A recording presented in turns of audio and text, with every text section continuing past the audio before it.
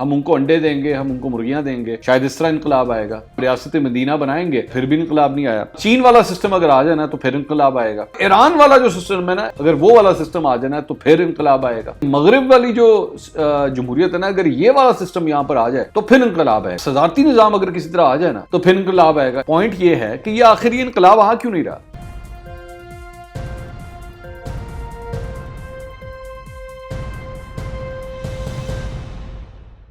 السلام علیکم ناظرین, میں ہوں منصور علی خان. اپنے یوٹیوب چینل کے اوپر آپ کو خوش آمدید کہوں گا. سب سے پہلے آپ سے درخواست کے چینل کو سبسکرائب کرنا مت بھولیے گا اور بیل آئیکن ضرور پریس کیجیے گا. ناظرین, آج کا جو ویلاگ ہے اس کا تعلق خوابوں سے ہے, وعدوں سے ہے, دعووں سے ہے.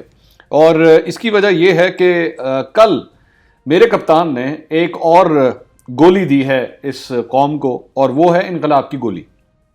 یہ وہ گولی ہے جو کوئی نئی گولی نہیں ہے, یہ پچھلے کئی سالوں سے چل رہی ہے, بلکہ 2013 سے بھی پہلے سے چل رہی ہے. اور وہ یہی ہے کہ عمران خان صاحب آئیں گے اور اس کے بعد جو ہے وہ تبدیلی آنا شروع ہو جائے گی.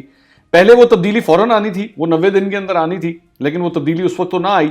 لیکن پھر یہ کہا گیا کہ جناب تبدیلی اس طرح تھوڑی ہوتی ہے کہ نیا بٹن آپ نے بٹن دبا دیا اور نیا پاکستان بن گیا. اس طرح تبدیلی تھوڑی آتی ہے, تبدیلی وقت کے ساتھ ساتھ آتی ہے, آہستہ آہستہ آتی ہے. بہرحال چلیں, کچھ بھی ہو. کل انہوں نے یہ فرمایا کہ جناب یہ سارے چور و چکے جو ہیں اکٹھے ہو گئے, سارے لٹیرے, مطلب وہ بات پی ڈی ایم کی کر رہے تھے, وہ اکٹھے ہو گئے تو یہی انقلاب ہے. تو میں حیران ہو رہا تھا کہ آخر یہ کون سا انقلاب ہے جو ہم لوگوں کو نظر کیوں نہیں آتا. یہ ایسا کون سی تبدیلی ہے جو دراصل میں ہمیں نظر نہیں آتی کہ جناب یہ چونکہ یہ سارے اکٹھے ہو گئے تو اس کا مطلب یہی انقلاب ہے. تو میں سوچنا شروع ہوا کہ یہ انقلاب جو ہے یہ کس طرح بن کس طرح رہا ہے, یہ ایک ایک کر کے کس طرح بن رہا ہے. تو میں نے سوچنا شروع کیا کہ جب عمران خان صاحب کی حکومت آئی تھی تو سب سے پہلے کہا گیا کہ جناب کٹوں اور وچھڑوں اور مرغیوں کے انڈوں سے جو ہے وہ انقلاب آئے گا. ہم ان کو انڈے دیں گے, ہم ان کو مرغیاں دیں گے, شاید اس طرح انقلاب آئے گا. خیر پھر بھی انقلاب نہیں آیا. پھر ریاست مدینہ کا سلسلہ شروع ہوا کہ جناب ریاست مدینہ بنائیں گے, اور ریاست مدینہ جو ہے وہ یوں کریں گے, لیفٹ کریں گے, رائٹ کریں گے, اور اس کے بعد ریاست مدینہ بنے گی. یہ لفظ استعمال کیا گیا, تو شاید اس طرح پھر انقلاب آئے گا. پھر انہوں نے فرمایا کہ جناب چین کی طرز کے اوپر جو کچھ ہو رہا ہے نا, کیونکہ وہاں پہ بڑا زبردست نظام ہے, اور تب لوگوں کو پھر یہ گولی ٹافی کھلائی گئی کہ جناب چین والا سسٹم اگر آ جائے نا تو پھر انقلاب آئے گا. ابھی لوگ چین کی طرف جا ہی رہے تھے کہ بتا دیا کہ جناب ایران والا جو سسٹم ہے نا, ایران کے اندر جو نظام ہے, اگر وہ والا سسٹم آ جائے نا تو پھر انقلاب آئے گا. پھر لوگ اس سائڈ پہ نکلنا شروع ہو گئے. ابھی وہ اس طرف جا ہی رہے تھے کہ ایک دم مغرب کی جمہوریت کی باتیں شروع ہو گئی کہ جناب یہ مغرب والی جو جمہوریت ہے نا, اگر یہ والا سسٹم یہاں پر آ جائے تو پھر انقلاب آئے گا, یعنی کہ ویسٹ منسٹر پالیٹکس جسے کہتے ہیں, اگر وہ آ جائے تو پھر انقلاب آئے گا. اچھا, یہ ابھی انقلاب صحیح طرح بن نہیں رہا تھا, ایک ایک کر کے کبھی یہاں سے انقلاب, کبھی وہاں سے انقلاب, کبھی یہ والا انقلاب ابھی چل نہیں رہا تھا. تو پھر ایک صدارتی نظام کا انقلاب آیا کہ جناب صدارتی نظام اگر کسی طرح آ جائے نا تو پھر انقلاب آئے گا. اس کی وجہ یہ کہ یہ جو سسٹم ہے نا, اس کے اندر بلیک میل بہت زیادہ ہو جاتے ہیں. میرے کپتان تو ویسے ہی ہر بات کے اوپر بلیک میل ہوتے ہیں نا, وہ ہزارہ قبیلے سے بھی بلیک میل ہو گئے تھے. تو یہاں پہ اتحاد کرنا پڑتا ہے, کولیشن بنانی پڑتی ہے. تو یہ جو سسٹم بنا ہوا ہے نا, یہ مزے کا نہیں ہے. صدارتی نظام اگر آ جائے نا تو پھر انقلاب آ جائے گا. اچھا, صدارتی نظام تو خیر اب نہیں آ سکا. اس کے بعد روحانیت کے حوالے سے انہوں نے فرمایا کہ روحانیت جو ہے اس کے اوپر جو ہے پوری طرح سٹڈی کرنی چاہیے, اور اگر یہ سسٹم آ جائے تو پھر انقلاب آئے گا. اچھا, اس کے بعد اصلاحات, فلاں چیز میں اصلاحات, یہ والی اصلاحات ہم نے کرنی ہے, پولیس کے اندر اصلاحات لے کر آنی ہے, پولیس میں اصلاحات آ جائیں, اگر ایک عام آدمی کو انصاف ملنا شروع ہو جائے تو پھر انقلاب آ جائے گا. اب وہ اصلاحات کا سلسلہ ابھی شروع ہی ہوا تھا کہ جن صاحب کو کے پی پولیس سے لایا گیا تھا یہاں پہ اصلاحات شروع کرنے کے لیے, وہی استعفیٰ دے کے چلے گئے, تو وہ انقلاب بھی وہیں کا وہیں رہ گیا, وہ بھی ٹھیک نہیں ہو سکا. اچھا, پھر اس کے بعد تعلیم کے اندر انہوں نے فرمایا کہ جناب تعلیم جو ہے وہ اگر ٹھیک کر دی جائے تو اس میں انقلاب آئے گا. اب تعلیم کا نظام جو ہے وہ بھی ہم نے ٹھیک کرنا ہی تھا کہ اس دوران کرونا آ گیا تو جتنے اسکول کالجز تھے وہ ویسے ہی بند کرنے پڑ گئے, تو انقلاب وہاں پہ بھی رک گیا. خیر اب وہ کھل گئے ہیں دوبارہ, اللہ کرے وہاں پہ انقلاب کسی طرح آنا شروع ہو جائے. اچھا, پھر پولیس کی بات ہو رہی تھی کہ پتہ نہیں کتنے سی سی پی او تبدیل کر دیے لاہور کے, اور اپنے بہنوئی کے پلاٹ سے قبضہ چھڑوانا تھا, لیکن وہ قبضہ بھی شاید نہیں چھوٹ سکا, اور اس کے بعد اور تو کچھ نہیں ہوا, سی سی پی او ہی تبدیل کرنا پڑ گیا. تو وہاں پہ بھی انقلاب پولیس میں آنے لگا تھا، لیکن پھر سی سی پی او تبدیل کرنا پڑا. اس کے بعد آئی جی پتہ نہیں کتنے تبدیل ہو چکے ہیں، انقلاب وہاں پہ بھی آ کے رہ جاتا ہے.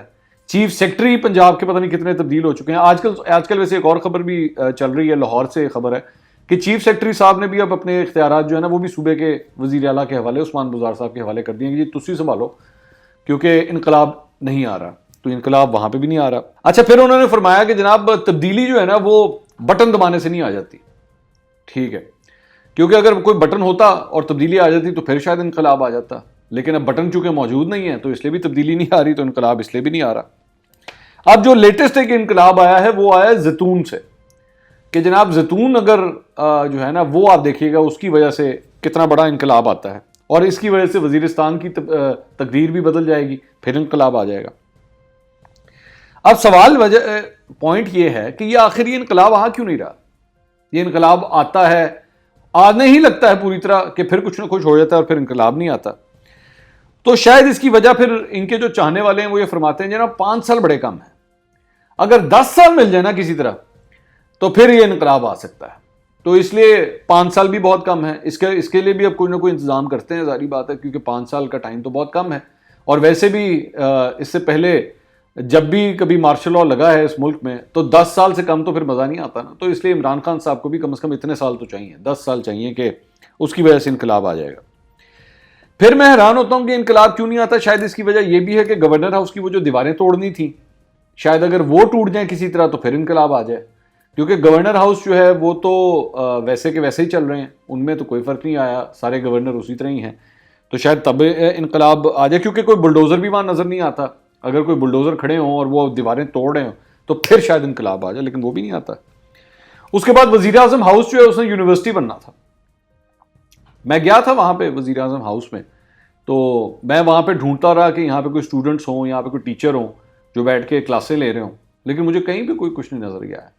تو شاید اگر وزیر اعظم ہاؤس یونیورسٹی بن جائے تو پھر شاید انقلاب آ جائے، لیکن وہ بھی نہیں بن رہی. اب تک 2.5 سال تقریباً ہونے جا رہے ہیں، وہ بھی یونیورسٹی نہیں بن سکی. اس کے بعد وزیر اعظم ہاؤس نے فیصلہ کیا کہ ہم نے اپنی گاڑیاں بیچنی ہیں، وہ گاڑیاں بھی بک گئیں، لیکن انقلاب پھر بھی نہیں آ رہا. پتہ نہیں کیا وجہ ہے اس کی، کیونکہ وہ گاڑیاں بھی اچھی خاصی انہوں نے بیچی تھیں، وہ بھی انقلاب نہیں آیا.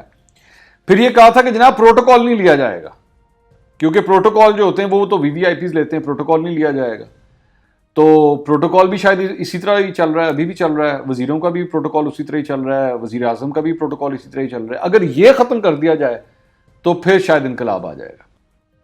اس کے بعد آپ کو یاد ہوگا کہ ہمارے وزیر اعظم نے ہیلی کاپٹر بھی استعمال کرنا شروع کر دیا تھا، کیونکہ بتایا گیا تھا کہ کسی فارمولے کے تحت، کوئی ایسا فارمولا نکالا گیا تھا جس کے تحت پیٹرول جو ہے وہ دراصل میں ہیلی کاپٹر میں کا سستا پڑتا ہے، گاڑی کا مہنگا پڑتا ہے.